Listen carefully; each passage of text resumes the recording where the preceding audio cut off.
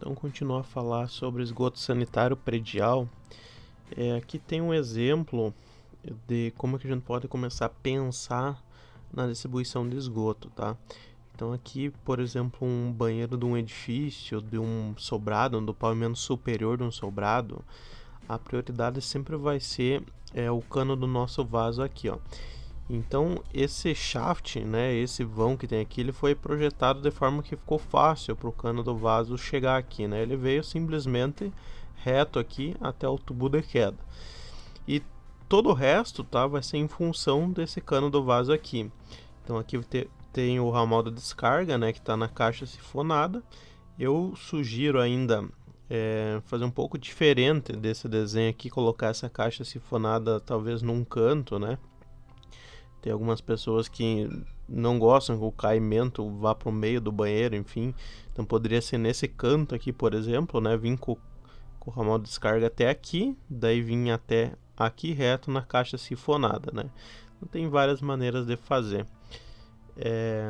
Vou mostrar aqui um detalhe também em relação ao ramal de ventilação, tá? Como a função dele é tirar o mau cheiro, o odor, e da mesma maneira coletar o ar puro lá de cima, então não pode entrar água nesse trecho de tubulação. Por isso que a gente tem aqui o ramal de esgoto, né? E a gente sai aqui para cima. Então aqui ó, tem um joelho de 90 graus, né?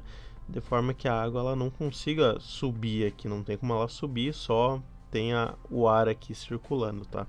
Então se a gente observar no projeto, ó, o joelho na verdade é essa peça aqui, tá? Só que como a gente tá olhando em planta, talvez não dê de perceber tão bem, mas ela sempre tem que ser acima do restante da tubulação, né? Como tá nesse exemplo aqui.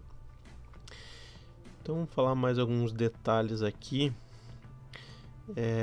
Quando a gente for trabalhar com prédio, a gente precisa, por exemplo, passar com a tubulação por baixo da laje, né? Ali em cima tem um outro pavimento.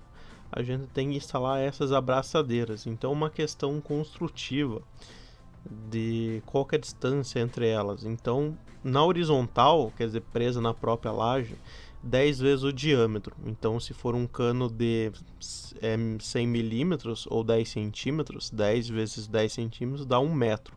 Então, quer dizer que a gente vai colocar uma abraçadeira a cada 1 metro. E na vertical, a recomendação a cada 2 metros. Então, a gente vê isso não só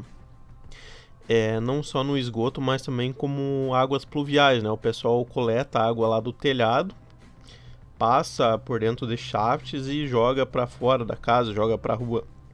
Então é fácil a gente ver, principalmente em casa com platibanda, né? Utiliza-se muito esse recurso aqui e na hora de executar tem que tomar esse cuidado para não deixar o cano solto, porque ele pode ter vibração aqui em função da água e pode causar alguma patologia, tá?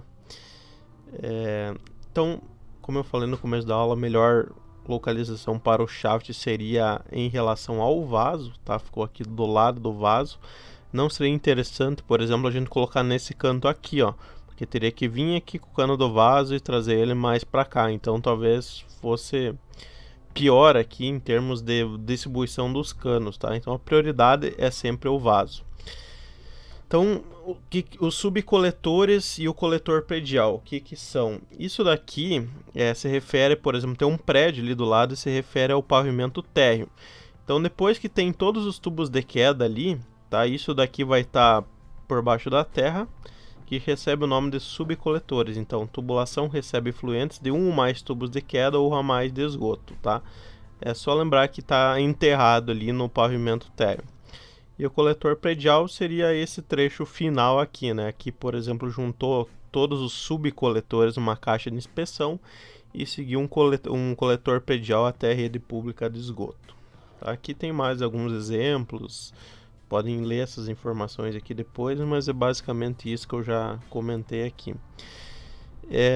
Também lá na parte de hidrante eu tinha comentado sobre válvulas de retenção, então aqui na parte do esgoto também existe isso, tá?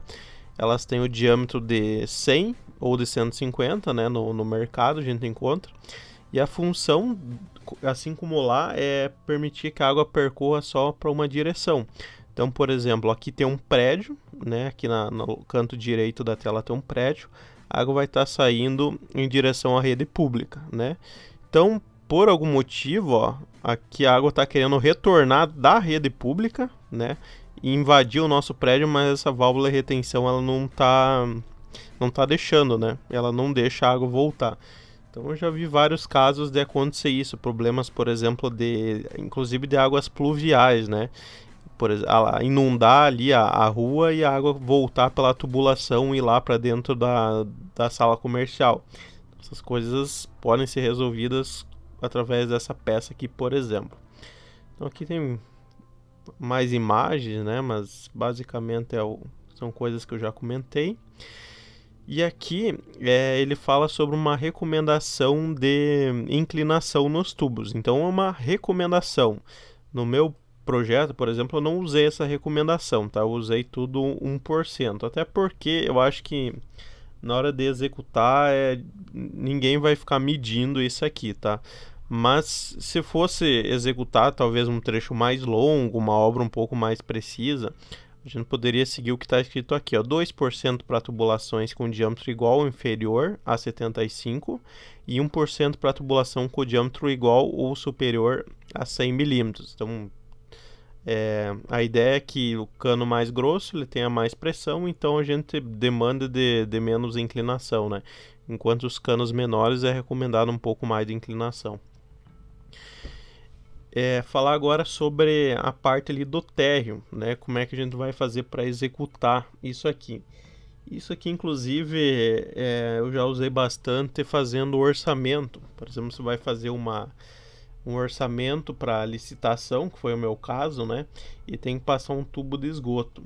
Então a gente tem que orçar 3 coisas. A gente tem que orçar a escavação para passar o tubo, tem que orçar o próprio tubo e tem que orçar o recobrimento, né? Porque você vai jogar o tubo, vai ter que preencher com terra depois. Então, essa quantidade, esse volume de terra que a gente vai trabalhar em metro cúbico é de acordo com essas recomendações aqui, ó. Então, profundidade, né? Para você proteger o cano, para ele não correr o risco de ficar aparente em função aqui do uso.